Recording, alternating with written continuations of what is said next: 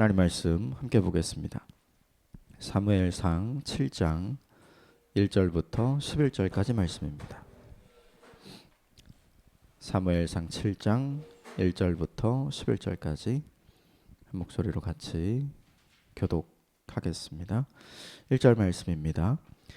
기럇 여아림 사람들이 와서 여호와의 궤를 옮겨 산에 사는 아비나답의 집에 들여놓고 그의 아들 엘리야사를 거룩하게 구별하여 여호와의 궤를 지키게 하였더니 궤가 기럇 여아림에 들어간 날부터 20년 동안 오래 있은지라.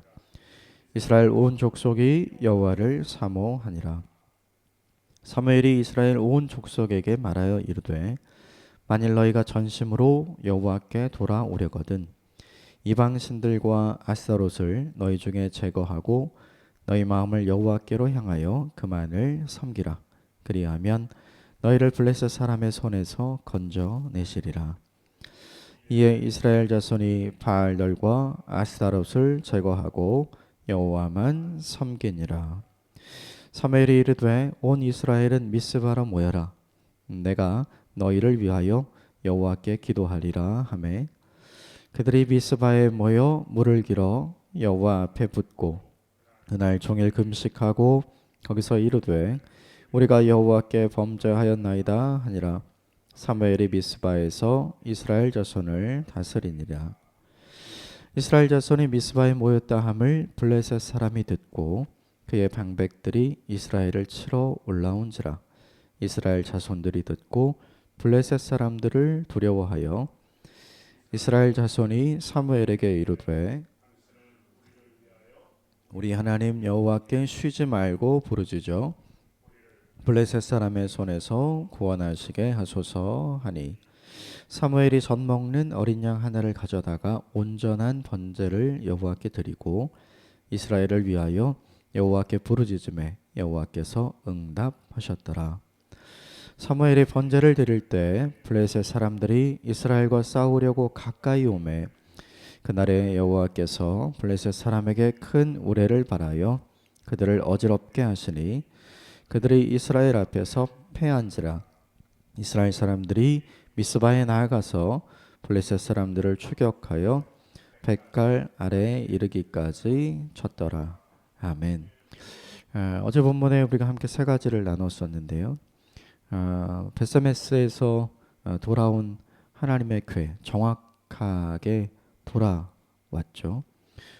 그 모습을 보면서 우리가 깨닫게 되는 바가 있죠. 그것은 무엇이냐면 이스라엘을 향하신 하나님의 역사는 단 한치의 오차도 없으시다.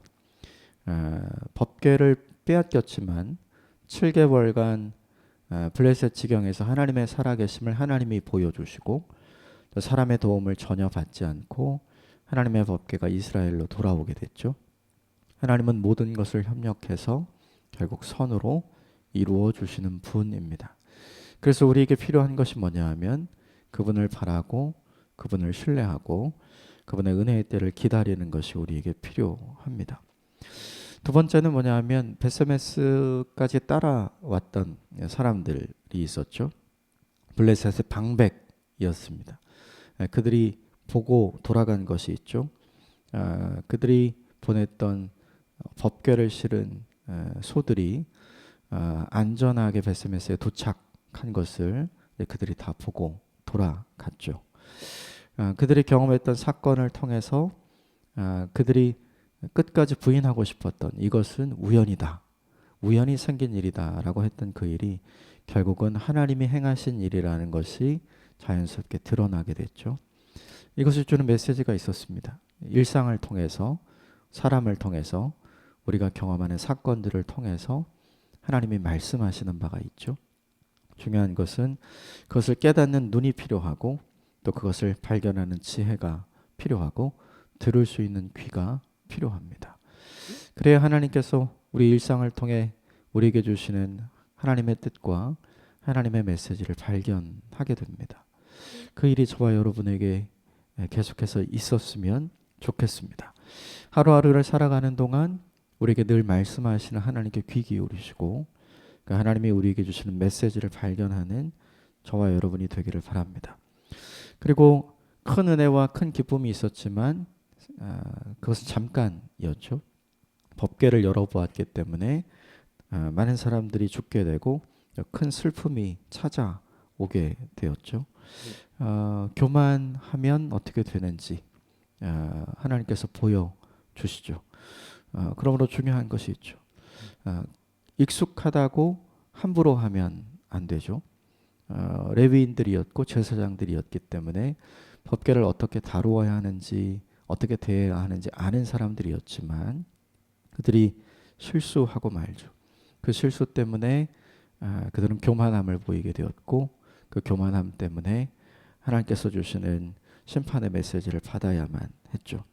문제는 그것을 해결하는 방식이었습니다. 이 베스베스 사람들이 그것을 해결하는 방식이 기럇 여아림에 있는 사람들을 불러다가 그들에게 법궤를 옮겨가라 이야기하죠. 그러니까 블레셋 지경에 있었던 블레셋 사람들과 해결하는 방법이 똑같았어요.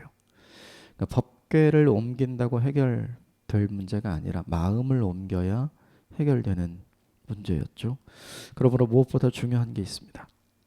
상황을 해결하는 방식을 세상의 방식이 아니라 하나님의 방식, 하나님이 원하시는 방식을 선택하는 일이 우리에게 필요합니다. 이를 잊지 않고 구별해서 사는 저와 여러분이 되었으면 좋겠습니다. 오늘 본문은 그 이후에 기럇 여아림 사람들이 와서 법궤를 옮겨가고 오늘 본문에 기록된 대로 20년 동안 하나님이 주신 평안을 누립니다. 그러다가 또다시 블레셋 사람들에게 어려움을 당하지만 미스바에 모여서 함께 기도함으로 하나님께서 은혜를 베풀어 주시는 내용이 이제 본문에 등장을 합니다.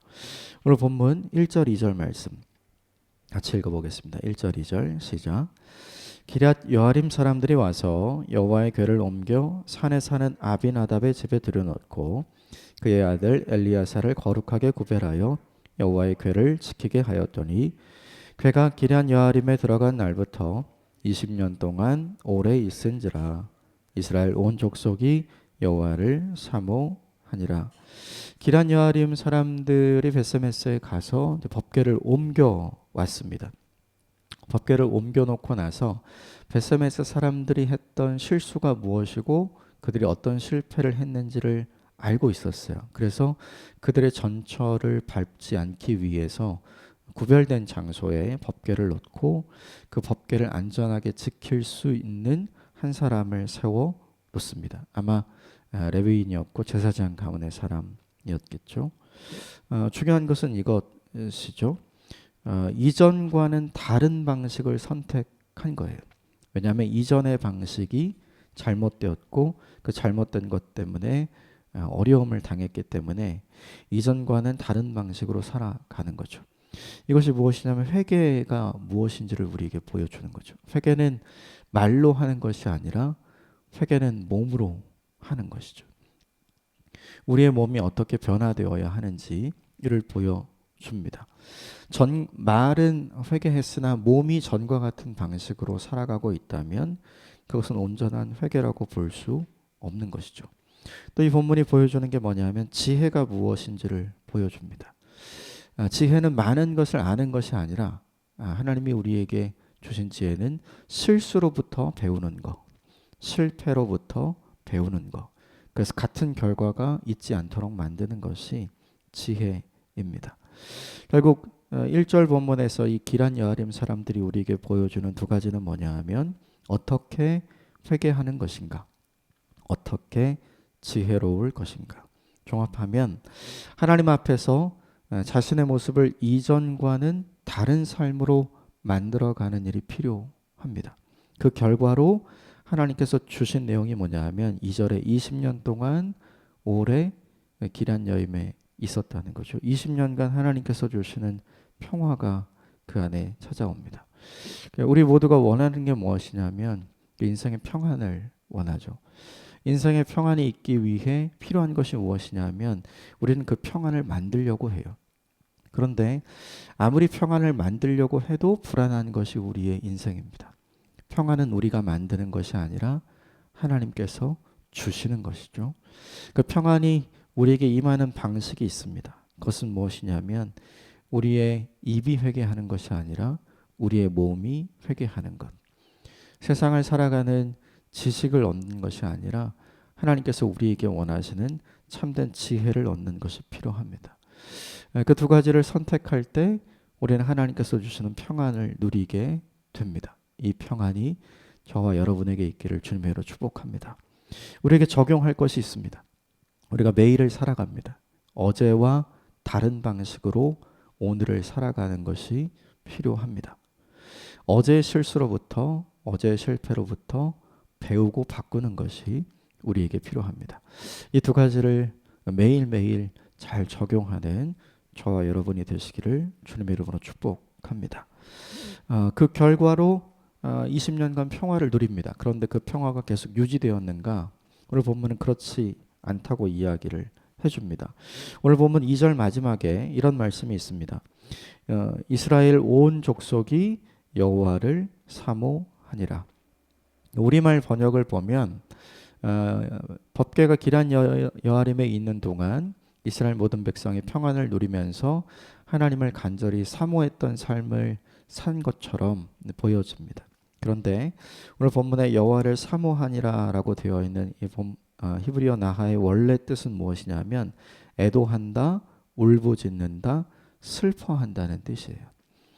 그러니까 20년간의 평화가 있은 이후에 그 이후에 사람들에게 슬픔이 찾아왔고 그리고 그 슬픔 때문에 하나님께 울부짖게 되었고 그 상황을 애도할 수밖에 없는 현상들이 찾아온 거죠. 그 현상이 있은 이후에 사무엘이 한 일이 뭐냐 하면 사람들을 불러서 기도하게 하고 사람들에게 우상으로부터 떠나고 하나님께로 전심으로 돌아오라 이렇게 이야기를 합니다. 오늘 본문 3절과 4절 같이 읽겠습니다. 시작. 사무엘이 이스라엘 온 족속에게 말하여 이르되 만일 너희가 전심으로 여호와께 돌아오려거든 이방 신들과 아스타롯을 너희 중에서 제거하고 너희 마음을 여호와께로 향하여 그만을 섬기라. 그리하면 너희를 블레셋 사람의 손에서 건져내시리라. 이에 이스라엘 자손이 바알들과 아스타롯을 제거하고 여호와만 섬기니라. 언약궤가 다시 돌아와서 20년간 평화를 누리기는 했지만 그 평화가 20년 만에 다시 깨진 상황이 찾아온 걸 오늘 본문이 우리에게 알려주죠. 법궤는 이스라엘로 돌아왔습니다. 그런데 이스라엘은 하나님께로 온전히 돌아가지 않은 거예요. 잠깐 돌아갔던 것이죠. 결국 이것이 우리에게 알려주는 바가 뭐냐 하면 시간을 이기지 못하는 사람들이 어떤 모습인가를 보여주는 거죠. 법궤가 돌아와서 법궤 때문에 하나님의 주신 은혜 때문에 평안을 누리던 시간이 있었습니다. 그런데 그 평안을 누리던 시간의 은혜가 시간이 지나면서 점점 사람들에게 약해진 것이죠. 그러니까 하나님의 은혜가 약해졌는가? 그렇지 않죠. 사람들이 그걸 기억하지 않았던 거예요. 사람들이 그걸 기억하지 않으면서 20년이 지난 이후에 사람들이 한 일은 뭐냐 하면 다시 우상 숭배로 돌아가는 일을 했습니다. 그래서 하나님이 그들에게 원하신 것이 무엇이냐 하면 다시 내게로 돌아오라. 오늘 본문에 사무엘이 3절에 이렇게 얘기합니다. 너희가 전심으로 여호와께 돌아오려거든 라고 하는 걸 보니까 온전하게 완전하게 하나님을 떠난 건 아닌 것 같아요. 그러니까 하나님도 섬기고 오늘 본문에 등장하는 바알과 아스타롯도 섬기는 거죠. 근데 하나님께서 우리에게 바라시는 것은 무엇이냐면 전심이죠. 이 전심은 하나님만 섬기는 것이고 하나님만 바라보는 것이죠. 하나님만 섬기고 하나님만 바라보기 위해 해야 할 일이 있다면 오늘 본문에서 사무엘이 이야기한 우상을 제거하고 하나님을 예배하는 일, 마음을 하나님께로 고정하고 하나님을 예배하는 일이 필요합니다. 이 본문에서 깨닫게 되는 바가 있어요. 그것은 무엇인가? 사람들과 사무엘이 분명히 달랐죠. 사무엘이 하나님께 전심이었기 때문에 사무엘이 사람들에게 전심이 아닌 사람들에게 하나님께서 전심으로 돌아오라 이야기하죠. 그러면 사무엘과 오늘 본문의 사람들이 다른 지역에 살았는가? 다른 환경 속에 살았는가? 그렇지 않습니다. 같은 환경 속에 살고 같은 우상 아래 살게 되죠. 그런데 사무엘은 전심으로 하나님만 섬기는 사람이고 오늘 본문에 등장하는 이스라엘 백성들은 우상을 함께 섬기는 사람이 되었죠. 그러니까 상황과 환경은 똑같은 거예요. 그런데 그 상황과 환경을 대하는 사람이 다른 것이죠. 출애굽 사건을 좀 기억해 보게 됩니다. 홍해를 건너고 나서 사람들이 기뻐했고 찬송했고 예배했죠. 3일 동안 물을 먹지 못합니다. 그러다가 물을 발견하게 되는데 그 물이 써서 먹지 못하게 되죠. 사람들이 했던 반응은 무엇이냐면 모세에게 찾아와서 모세의 멱살을 잡고 이것이 무슨 일이냐 하나님께 원망하기 시작합니다. 불평하기 시작해요. 그런데 모세는 어떻습니까? 그 원망과 불평을 다 듣습니다. 그리고 나서 하나님께 나아가 전심으로 기도하죠. 중요한 건 그러면 모세는 물을 먹은 사람인가? 그렇지 않다는 거예요. 모세도 똑같이 3일 동안 물을 먹지 못한 사람이었습니다. 그런데 대하는 방식이 다른 것이죠. 엘리와 사무엘을 다시 기억하게 됩니다. 사무엘이 엘리의 두 아들 홈니와 비느하스와 함께 지냈죠. 그런데 불량자였던 홈니와 비느하스의 영향을 받지 않아요. 그들의 삶을 따라 살지 않습니다. 왜 그랬는가? 이유는 되게 간단해요. 엘리는 자기 처소를 사랑해서 제사장이 있어야 될 여호와의 전을 떠났지만 사무엘은 하나님을 가까이 하고 하나님을 사모해서 자기 처소에 있지 않고 여호와의 전 안에 있던 것을 기억해야 합니다. 그러니까 사무엘이 살았던 상황 그리고 엘리가 살았던 상황 홈리와 비느하스가 살았던 상황은 다 똑같아요.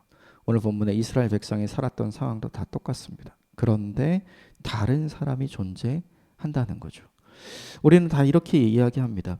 내게 가까이 있는 것에 우리는 영향을 받는다. 어느 정도 맞는 말인 것 같아요. 그런데 곰곰이 생각해 보면 예외가 되는 사람들이 있습니다. 그것이 우리에게 알려주는 바가 무엇이냐면 우리는 내게 가까이 있는 것에 영향을 받는 것이 아니라 내가 가까이 하는 것에 영향을 받는 거죠. 우상에 둘러싸인 이스라엘 백성들과 하나님이 동행하지 않았는가? 그렇지 않죠. 하나님도 늘 거기에 계셨고 함께 하셨습니다. 그래서 20년 동안 평안을 누리게 된 거죠. 그런데 하나님께서 주시는 그 평안을 잃어버리고 하나님께서 그들에게 주시는 은혜와 복을 다 잃어버리고 그들이 우상을 가까이 하기 시작한 것입니다. 결국 우리에게 중요한 것이 있다면 은혜 받는 것보다 더 중요한 것은 은혜를 지키는 것입니다. 이 은혜를 지키기 위해 우리에게 필요한 것은 시간과의 싸움에서 이기는 것이죠. 이 시간과의 싸움에서 이기기 위해 우리에게 필요한 것은 내가 무엇을 가까이 해야 할지 잘 선택해야 한다는 것입니다. 그래야 우리의 전심이 어디로 가 있는지 확인하게 되는 것이죠. 하나님은 항상 우리에게 전심을 원하시는 것 같습니다. 그래서 우리가 잊지 말아야 할 것이 있죠. 하나님만 섬기기로 다짐했던 그때의 그 순간을 계속해서 기억하고 그때 주신 은혜와 그때 주신 은총을 유지하기 위해 믿음의 선한 싸움을 하는 것이 우리에게 필요합니다. 오늘 본문에서처럼 그것을 지키지 못했다면 다 내려놓고 돌아가는 일이 필요한 것이죠. 이 본문을 통해서 우리에게 좀 적용해야 볼 것이 있습니다. 나는 상황과 환경에 영향을 많이 받는 사람인가? 아니면 나는 하나님께 영향을 많이 받는 사람인가? 이것은 내가 무엇을 가까이 하는가와 연결됩니다. 오늘도 하나님을 가까이 하는 저와 여러분이 되시기를 주님의 이름으로 축복합니다. 시간이 지나서 이들이 변했습니다. 시간이 지나면서 변질되는 오늘 본문에 이스라엘 같은 사람들이 있지만 시간이 똑같이 지났지만 전혀 변질되지 않았던 오히려 더 변화되었던 사무엘과 같은 사람들도 있었습니다. 전자가 아니라 후자가 되는 저와 여러분이 되시기를 주님의 이름으로 축복합니다. 사무엘의 이 제안을 듣고 사람들이 했던 것이 있죠. 4절을 보면 모든 이스라엘 자손들이 바알들과 아스타롯을 제거하고 여호와만 섬기니라. 순종하게 됩니다. 저는 이 태도가 저와 여러분에게 있기를 주님의 이름으로 축복합니다. 말씀을 들어도 순종하지 않는 사람들이 있습니다. 오늘 본문을 보면 이들은 사무엘의 말씀을 그들의 귀로 들은 것이 아니라 그들의 마음으로 들은 것이고 그리고 그들의 몸으로 들은 것이죠. 순종은 무엇으로 하는가? 몸으로 하는 것임을 알려줍니다. 생각나는 말씀이 있습니다. 입술로 주여 주여 하는 자마다 하나님의 나라에 다 들어갈 것이라고 생각하지 말라. 주님께서 이렇게 우리에게 이야기하시죠. 우리가 흔히 그런 이야기 많이 합니다. 아멘, 그렇습니다. 하나님 말씀이 맞습니다. 우리가 그렇게 입술로 고백은 합니다. 그런데 돌이켜보면 우리가 입술로 고백한 대로 우리가 실천하며 사는 사람인가? 우리가 실천하고 살았다면 우리의 인생이 지금의 모습과는 많이 달라진 모습이겠죠. 저도 제게 개인적으로 적용해보면 굉장히 부끄럽습니다. 결국 4절 말씀이 우리에게 도전을 주는 것은 무엇이냐면 순종은 입술로 하는 것이 아니라 순종은 몸으로 하는 것이다. 내 몸을 주께 쳐서 복종시키는 것이 순종이다 알게 해줍니다. 성경을 읽을 때마다 우리에게 주시는 하나님의 메시지가 있습니다. 그 메시지를 아는 것도 중요하고 그 메시지를 발견하는 것도 중요하지만 그 메시지에 순종하는 것은 더욱 중요합니다. 오늘 하루를 살아가면서 하나님께서 깨닫게 해주시는 바에 순종하는 저와 여러분들이 되시기를 주님의 이름으로 축복합니다.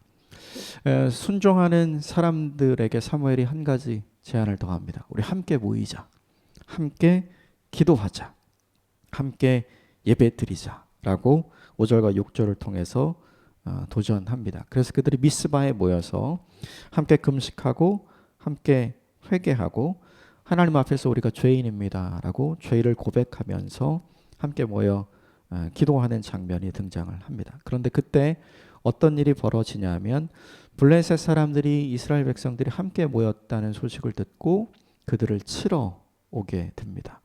그때 사람들의 마음은 굉장히 두려웠다고 7절이 이야기를 하는데 그때 사람들이 중요한 결정을 하나 내립니다. 7절 8절 같이 읽어보겠습니다. 시작. 이스라엘 자손이 미스바에 모였다 함을 블레셋 사람들이 듣고 그들의 방백들이 이스라엘을 치러 올라온지라.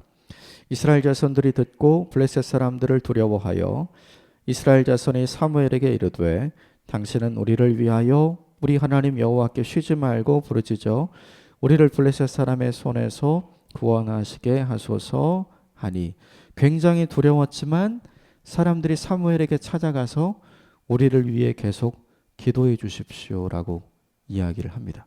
그러면 자기들은 뭘 하겠다는 얘기일까요? 나가서 싸우겠다는 얘기일까요? 아니면 도망가겠다는 얘기일까요? 그 뒤에 본문을 보면 자기들도 함께 사무엘과 함께 기도하고 함께 예배하는 장면이 나옵니다. 그러니까 사무엘에게 중보의 기도를 부탁을 하고 자기들도 그 기도의 자리를 떠나지 않고 함께 기도하면서 하나님께 이 사건과 이 상황을 온전히 맡겨드리겠다 결정한 거죠. 두려웠는데 굉장히 용기 있는 결정을 내리는 거죠. 이 본문이 우리에게 보여주는 바가 있어요. 용기가 무엇인가? 두려움이 없는 것이 용기인가? 그렇지 않습니다. 두려움이 없는 것이 용기가 아니라 두려움이 있지만 그 두려운 상황을 하나님께 맡기는 것이 용기입니다. 우리는 흔히 용기를 두려움이 없는 상태라고 생각합니다. 그래서 현실의 모든 두려움이 없는 상태, 그래서 용기가 충만한 상태, 두려울 것이 없는 상태, 이 상태를 바라고 원합니다. 그런데 오늘 본문은 그것이 참된 용기, 진짜 용기가 아님을 보여줍니다. 누구라도 어떤 상황이라도 두려워할 수 있는 거죠. 그런데 그 두려울 때 우리가 어떤 결정을 내리느냐가 훨씬 더 중요하죠. 두려울 때 우리에게 나타나는 현상들이 있어요. 그것은 무엇이냐면 기도의 자리를 떠나고 찬송의 자리를 떠나고 예배의 자리를 떠난다는 거죠. 현실의 문제가 우리를 압박해 올 때 우리가 하나님 앞에서 어떤 모습을 보이는지 살펴보면 간단합니다. 충만히 예배할 수 없고요. 간절히 찬양할 수 없고요. 더 깊이 기도할 수 없어요. 왜냐하면 두려움이 주는 걱정과 근심과 염려가 우리를 사로잡기 때문이죠. 그런데 오늘 본문의 사람들은 오히려 더 기도하기를 원하고 오히려 더 예배하기를 원하고 사무엘이 드리는 예배에 함께 참여해서 온전한 번제를 하나님 앞에 드리는 장면이 오늘 본문에 등장합니다. 이것이 우리에게 주는 메시지가 있죠. 살아가면서 우리도 두려움을 느끼는 때가 많이 있습니다. 그때 우리에게서 어떤 현상이 일어나는지 잘 살펴보십시오. 기도가 줄어들고 찬송이 입술에서 떠나고 예배하기가 어려워지고 근심과 걱정과 염려만 든다면 두려움에 사로잡힌 것이라 생각하면 됩니다. 그때 우리가 해야 할 일은 그 두려움에 사로잡힌 상황을 하나님께 맡겨드리고 기도하고 찬송하고 예배하는 일이 필요합니다. 자기의 인생을 하나님 앞에 맡긴 사람을 하나님께서 책임져 주시기 때문입니다.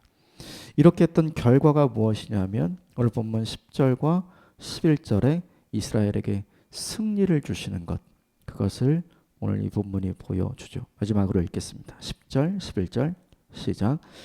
사무엘이 번제를 드릴 때 블레셋 사람이 이스라엘과 싸우려고 가까이 오매 이날에 여호와께서 블레셋 사람에게 큰 우레를 발하여 그들을 어지럽게 하시니 그들이 이스라엘 앞에 패한지라. 이스라엘이 사람이 미스바에서 나가서 블레셋 사람들을 추격하여 벳갈 아라에 이르기까지 쳤더라. 그들이 이스라엘 앞에 패한지라. 이스라엘 백성이 한 일은 아무것도 없어요. 싸워서 이긴 것이 아닙니다. 하나님 앞에 이 문제를 맡김으로 승리를 경험하게 된 것이죠.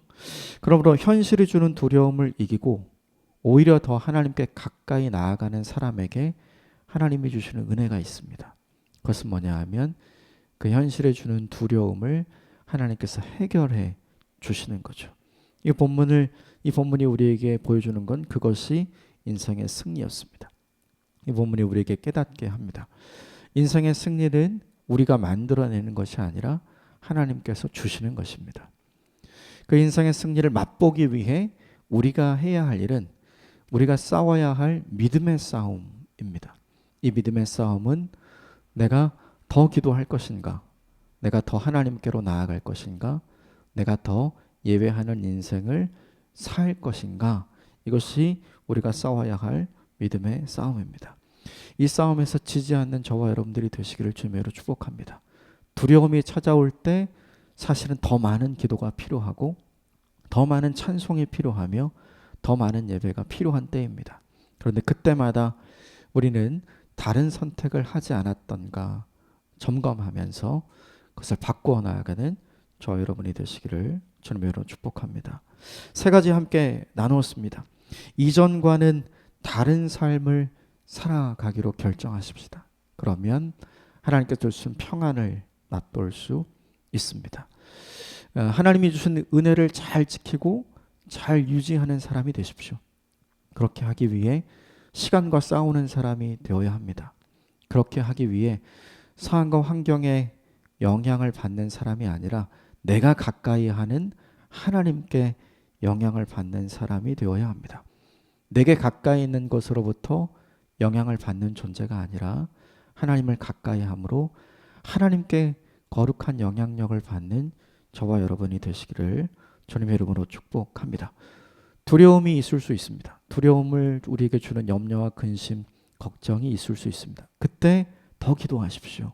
더 찬송하십시오. 더 예배하십시오. 두려움을 주는 그 상황을 우리가 해결하는 것이 아니라 하나님께서 해결해 주시는 은혜를 경험하게 될 것입니다. 내가 바라고 원하는 내 인생의 승리는 우리가 만들고 쟁취하는 것이 아니라 하나님이 선물로 주시는 것임을 잊지 않는 저와 여러분이 되시기를 주님의 이름으로 축복합니다. 함께 기도하겠습니다.